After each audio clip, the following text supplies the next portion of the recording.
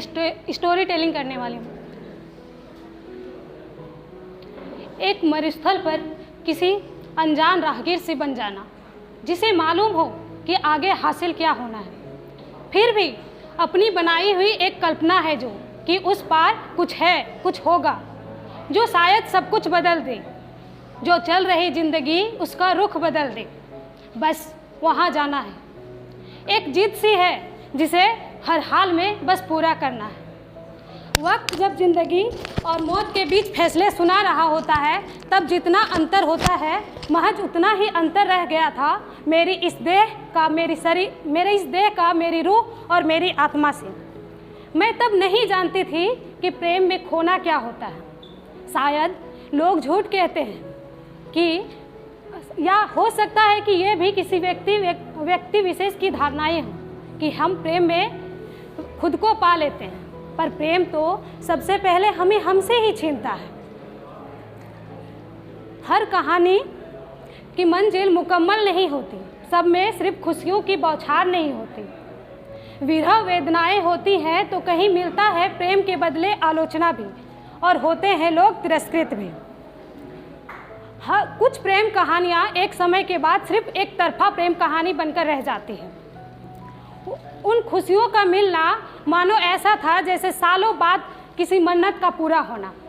तुमसे मिली एकाएक की उन खुशियों में इतना वजन था कि उसे समतल करने के लिए मैंने मेरे ही स्वाभिमान को कब घिसका कर धरातल पर पहुंचा दिया, मुझे मालूम ही नहीं हुआ।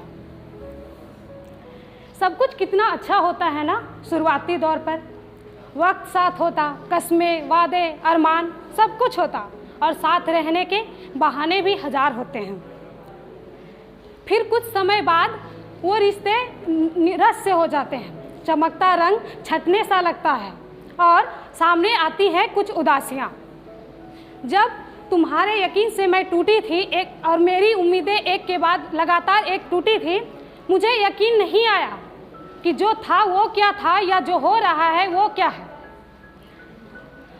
तब लगा मानो इश्क ने सारा हिसाब पूरा कर लिया हो, जिससे घंटों बातें करते कभी वक्त का पता नहीं चला, ना कभी बोरियत महसूस हुई। आज वो मेरे लिए इतना बदल कैसे सकता है, मेरे लिए ही आज उसे इतनी व्यस्तताएं कैसे घेर सकती हैं।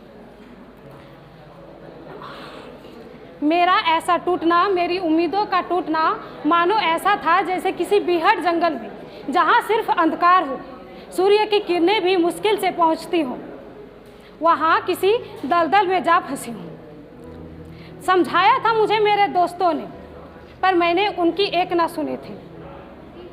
अपनी दबती आवाज़ को बस मैंने अनदेखा ही किया था,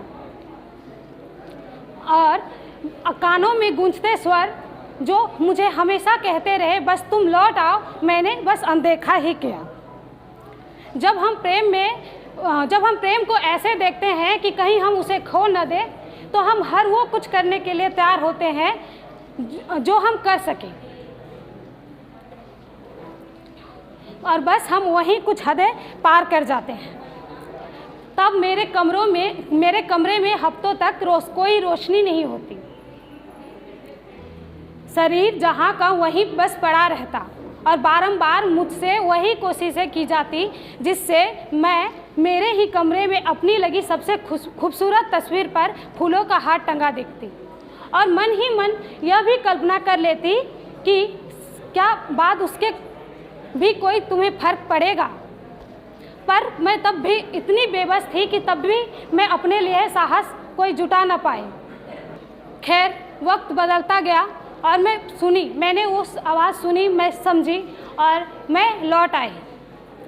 और अब तुम हमारी ज़िंदगी में नहीं हो, और मैं बस तुमसे यही कहना चाहूँगी कि अब जो नहीं तुम मेरी ज़िंदगी में, मेरी ज़िंदगी और भी खूबसूरत हो गई है। अब ना भरा दिल में कोई दर्द है, ना कोई शिकवे हैं, ना ही तुमसे कोई शिकायत है। राहें बदली हैं, मोड़ अच्छे हैं, और जितने भी मिले में अनुभव सारे दिल के पास है। अब ना है कोई बंधन, ना है मन में कोई उलझन।